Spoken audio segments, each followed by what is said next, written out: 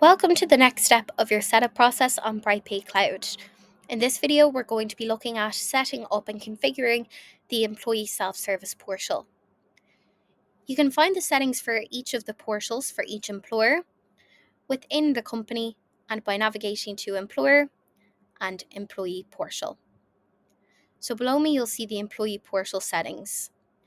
First of all is choosing whether or not you want to make a portal available for this specific company. And all of these settings underneath here are done on a case by case, so you can configure these per each employer. It won't be the same setting across the board for everyone. So to scroll down here, you'll start with your options on the left hand side. So the first option that you can select is enabling document email notifications. So this means whether or not you want the employee to get an email saying that their payslip has been made available to them. The next option is enabling the calendar. So this simply makes the calendar visible to the employees where they'd be able to see any leave they've taken and their balance.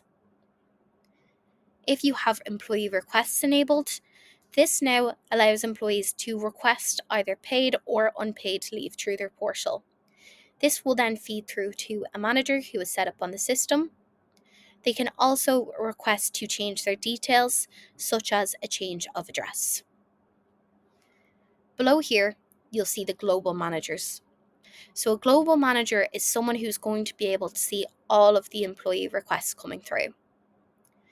If you want to do requests individually, maybe per department, and only have certain employee requests going to certain individuals, you would navigate to the Employees tab, select the employee, navigate to HR, and below here, you can then add a manager. So when you add the manager in here, that means that manager will only specifically be able to see this employee unless I add them to multiple employees. But again, by choosing the global manager route, this person you've selected will be able to see everyone. On the right hand side is your document availability. So this is choosing when you want payslips, P60s and P11Ds to distribute. The settings here for the payslip distribution are as soon as they're finalised, on the pay date, before the pay date, or after the pay date. You'll see here I have the payslip set out to go 2 days before the pay date at 8 o'clock. And my employees won't be getting a notification because I have this turned off. But if I did enable it, they would get that email at that time to say it's been made available to them. When should the P60s be available? This is the automatic option, the default option that's selected within BrightPay, but you can then go ahead and change it if you like. Like that, the P11D, I have this just with the default one that's in BrightPay, but you can of course customize this one too. You'll read here at the bottom as well that P45s are automatically made available alongside a leaver's final payslip.